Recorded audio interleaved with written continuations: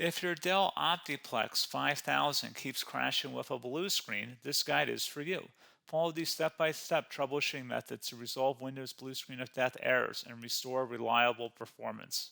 So while you're performing updates, you're getting an IRQR not less or equal message, K-mode exception not handled, kernel data in page error, a lot of errors pertain to this problem, and we're going to go ahead and jump into what should hopefully be a pretty straightforward process, guys, and we're going to go ahead and jump right into it. So first thing I'd recommend doing would be to actually go ahead and boot to the troubleshooting utility on Windows 11. So if you do a hard power off 3 times in a row, Windows should automatically attempt to launch the starter prepare utility. And if it doesn't find anything, it will give you the option to select advanced settings, in which case it would take you to a screen that looks like this. Now, if it does not take you to a screen that looks like this or you're unable to get to that, you can also download the Windows 10 Media Creation Utility, or Windows 11. They probably will make a creation utility for Windows 11 at some point. And it doesn't really matter. You can actually run the Windows 10 utility on Windows 11 as far as I'm aware. And you should be able to run the troubleshooting utilities built in within it. So you just would go ahead and download it to an ISO file and then burn it to a DVD or USB. It'd have to be about 4 gigabytes or more. It couldn't be a small USB flash drive, and it couldn't be a CD. It'd have to be a DVD.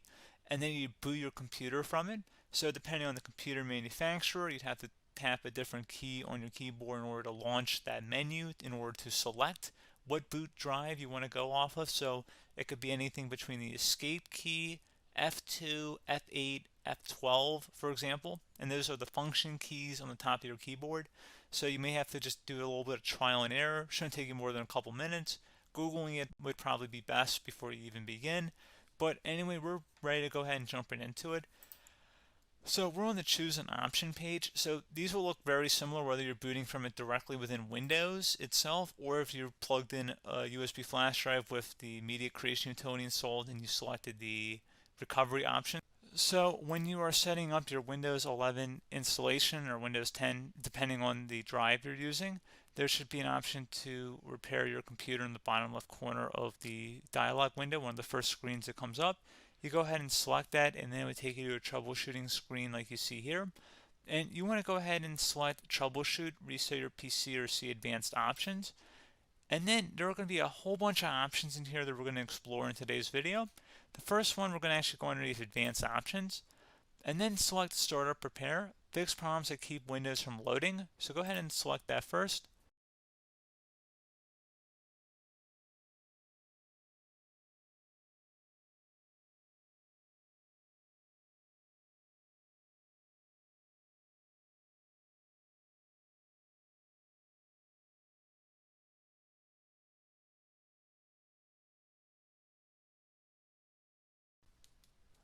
Okay, so you can see it could not repair our PC.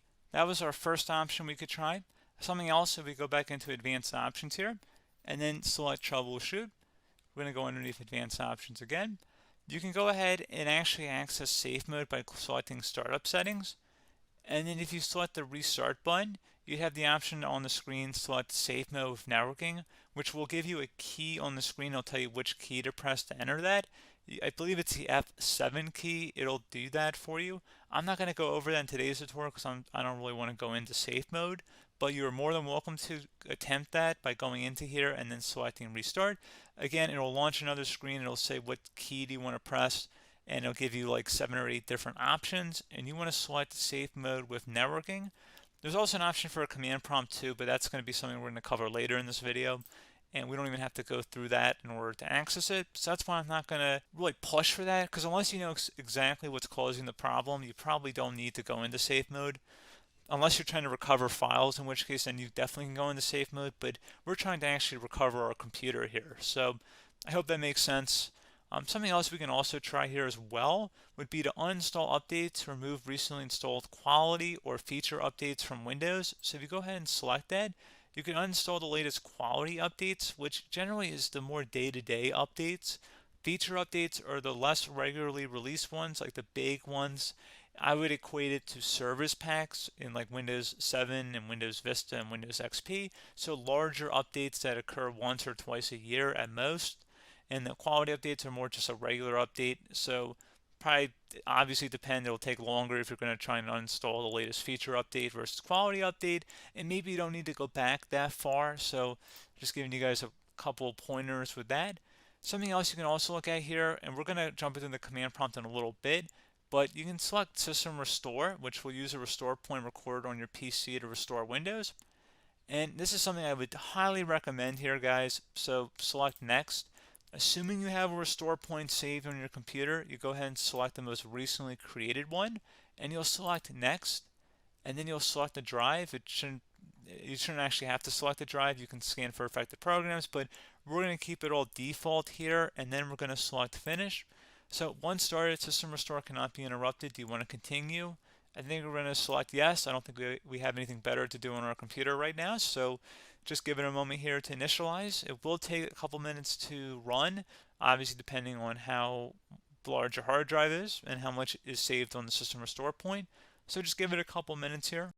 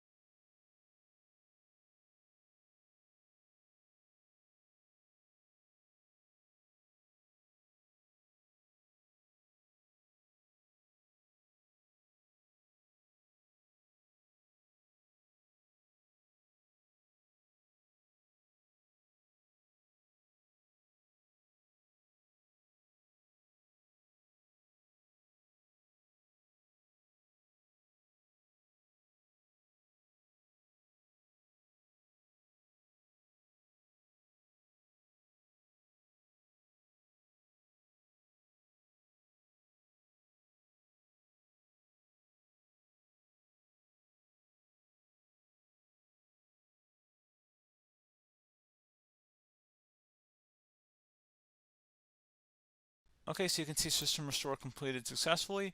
The system has been restored. Your documents have not been affected. Click the Restart button to restart your computer. Go ahead and select Restart.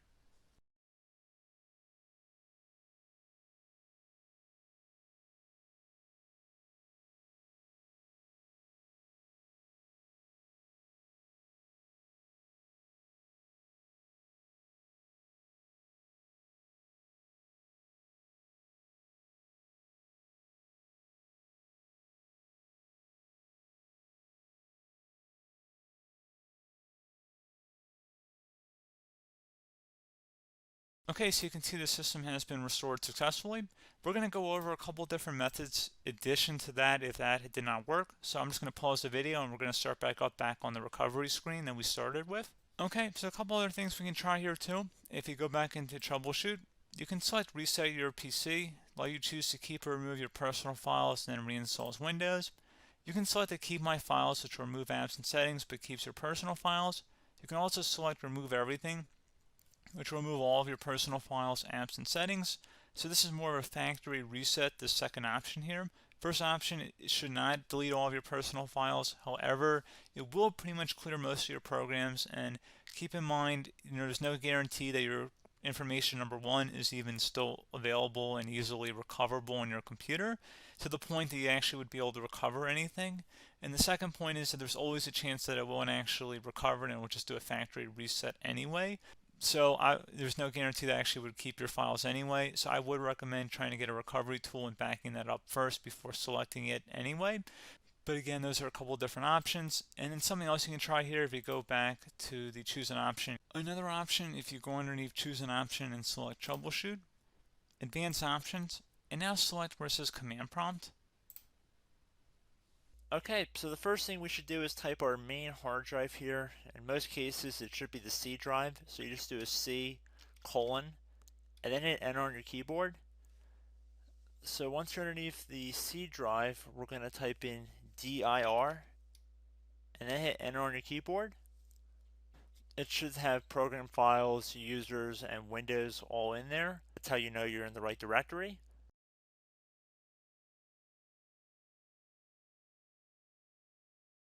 In some cases, it might be the D drive as well, so just keep that in mind.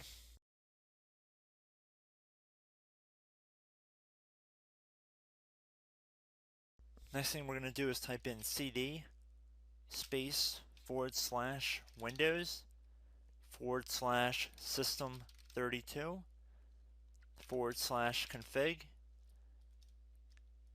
and then you're going to hit enter on your keyboard.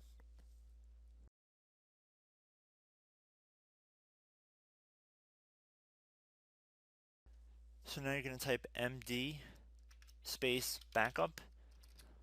If you've seen other tutorials, it might also say to put down md backup. That's because the backup name is pretty common when you want to back something up. So you can name this whatever you want, doesn't have to be backup. So if you've already made a backup folder in the past, you could do backup 1, for example. So once you're done setting the name you want the backup to be called, hit enter on your keyboard again.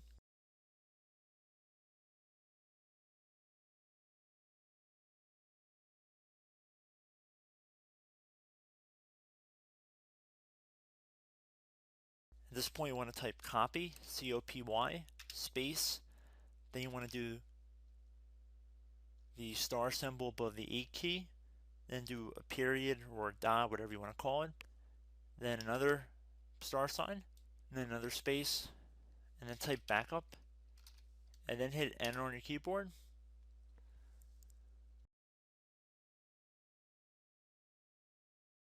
Now you want to type cd reg back, REGBACK,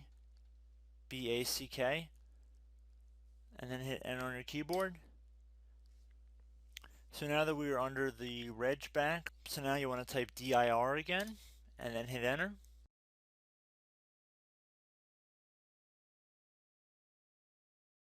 So now at this point we're going to type copy again. So copy, space, star sign, dot, another star sign, space, and then 2 dots. So we're going to type copy, space, star sign, dot, sign, star sign, dot, dot, and then hit enter on your keyboard again. So for overwrite, you want to overwrite all.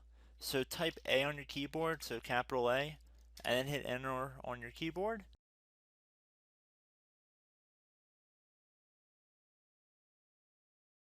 So at this point you should be good to go. You can close out of the command prompt window, and if you accidentally continue to Windows 10 you should be all set.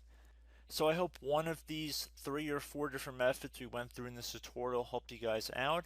Again, I'm not sure if you guys heard me earlier, but try to go back into your safe mode if possible and uninstall any programs you know might be conflicting with the Windows startup if you can get into safe mode. So just keep that in mind. Something very simple like that could be blocking up everything. So again, I hope this tutorial helped you guys out, and I will catch you in the next tutorial. Goodbye.